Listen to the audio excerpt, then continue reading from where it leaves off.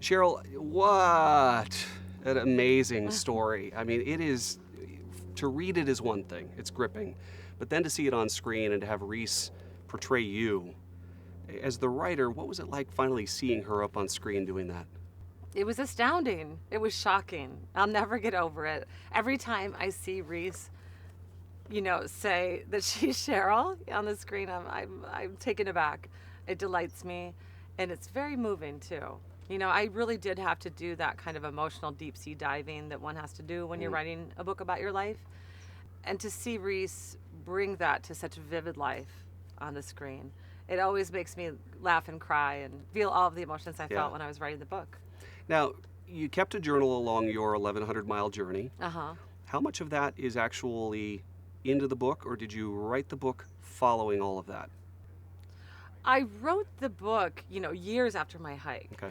And I used the journal as source material. There are very few parts of Wild that you would say that there's like a corollary page in my journal. Right. Because journaling, you're just writing for yourself. Wild, my intentions were to make literature, to bring that to an audience. But it was so helpful, that journal, because I could see, oh, I was here on this day, or I had this conversation with this person. And this is what we said to each other. So it was actually very helpful when I was doing research for the book, because with a memoir, so often what you're relying on is memory. Right. So it was nice to have taken such extensive notes. And that journey that you took, I lost both of my parents before I turned 40, and I understand, all of a sudden having that loss and that void and trying to figure things out. Mm-hmm. You were a mess at that point, weren't you? Yeah. I didn't know how to live without my mom. And I didn't have a father. My father was abusive and, not in my life.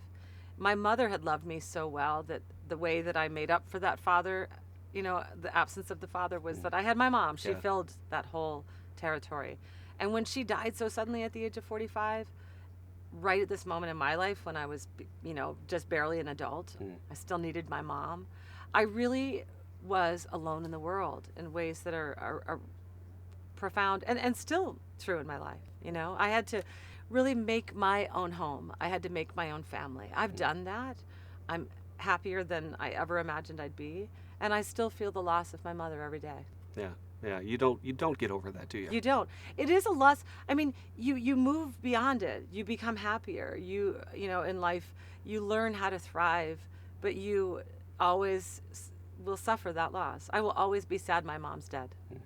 Well, what a great tribute to her to have the book, but then now to have the movie. That's really cool. Thank you so much. Now, you're coming to Seattle. We'll see you at Benaroya Hall soon, I hear. Yes, in March. I think it's March 5th. I think that's the date. Yeah, and I'll be there giving a talk all about Wild, telling the stories behind the making of the movie and the writing of the book. Cool. I'll make sure I see you there and welcome you to Seattle and the Northwest. Thank you so much. Good deal. You like my REI shirt, by the way? I do. Did you get that at REI? I did, absolutely. It's beautiful. Perfect thing to wear today. That's the thing. Nice to meet you. Nice to meet you. So where in Seattle do you live?